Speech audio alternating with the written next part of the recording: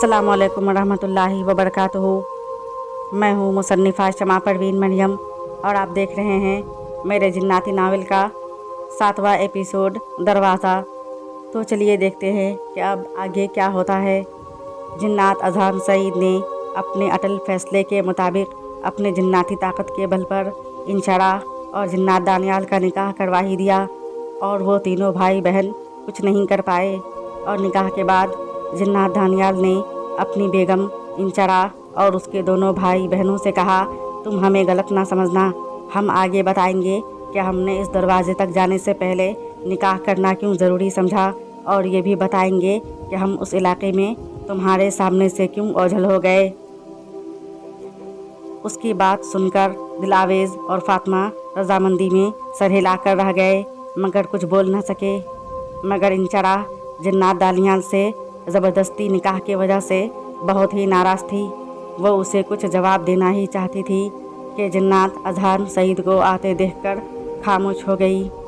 जिन्नात अज़हान सईद इंशरा को बगौर देखते हुए बोला, सुनो ए इंशरा, हमारे भाई जैसे दोस्त जिन्नात दानियाल से हमेशा अच्छे से ही पेश आना। कुछ चालाकी लेने की या बदला लेने की कोशिश की या फिर उसे छोड़ के जाने के बारे में सोचना भी मत।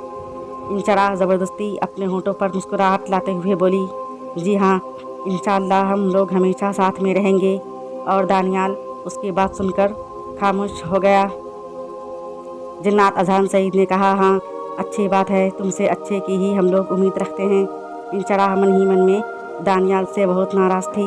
उसे उसकी बात पर बहुत गुस्सा आ रहा था और उसने सोच लिया था कि एक दिन ये जिन्नात दानियाल को भी मजबूर किया जाएगा, तब उस वक्त उसे मैं भी समझा दूंगी कि हम इंसानों से टक्कर लेने का क्या अंजाम होता है।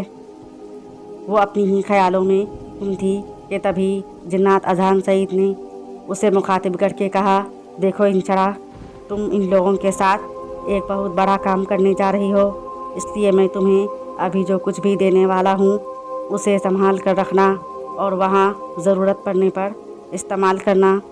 इंशरा ने कहा, जी ज़रूर, पर क्या आप भी हम लोगों के साथ नहीं चल सकते? नहीं, अभी नहीं चल सकते, हमें अभी यहाँ एक बहुत ज़रूरी काम है, जिन्नात अज़हान ने जवाब दिया और एक बेशकीमत नगीने से जड़ी हुई अंगूठी उसे देते हुए कहा, ये अपनी उंगली में डाल लो और जब हमारी ज़रूरत पड़े इस पर हाथ रखकर हमें आवाज़ देना और हमारा नाम लेना। जहाँ कहीं भी आवाज़ दूँगी हम वहीं आ जाएंगे। और इंशरा ने रजामंदी से हाँ में सर हिलाते हुए वह अंगूठी अपनी उंगली में डाल ली। और फिर इंशरा, फातिमा, दिलावेज़ और जिन्नात दानियाल उस तिलिस्मी अनहोनी दरवाज़े की तरफ पहुंचने के सफ़र पर निकल चुके थे। जिन्नात दानियाल ने दिलावेज़ से कहा, आज मैं बहुत खुश हूँ कि मेरा निकाह हो गया। इंशरा का भाई दिलावेज़ उसकी बात पर सिर्फ मुस्कुरा कर रह गया, जबकि इंशरा उसे हाँ जारी नज़रों से गुस्से से देख रही थी। जिन्नात दानियाल ने जब देखा कि वो उसे ही गुस्से से देख रही है तो उसने उसे समझाते हुए कहा, मैंने जानबूझकर ऐसा नहीं किया है। जब उस तिलिस्मी दरवाजे के पास जाओगी तब वहाँ के हालात देखकर तुम खुद ही सोचोगी कि अच्छा हुआ कि हमारा निकाह हो गया। ये सुनकर इंशरा की आधी नाराज़गी ख़त्म हो गई। अब वो उसके साथ साथ चलने लगी और बोली, अच्छा चलो ठीक है, कोई बात नहीं, पर तुम हम तीनों भाई बहन को अब बताओ कि तुम क्यों रास्ते पर गायब हो गए और तुम्हारे उस तिलिस्मी दरवाज़े का राज वो भी तो बताना है। जिन्नात दानियाल ने कहा, हाँ ज़रूर बताएंगे, मगर हाँ तिलिस्मी दरवाज़े का राज तिलिस्मी दरवाज़े के करीब जाने के बाद ही बताएंगे। और रह गया हमारे उस रास्ते पर गायब हो जाने का राज, तो तुम तीनों सुनो हमारी बात। और जिन्नात दानियाल ने अपने ऐसे राह से उन तीनों भाई बहनों को आगाह किया कि उन तीनों भाई बहनों के होश उड़ गए। इंशरा को यकीन नहीं आ रहा था, ऐसा लग रहा था कि वो अपने होश खो देगी।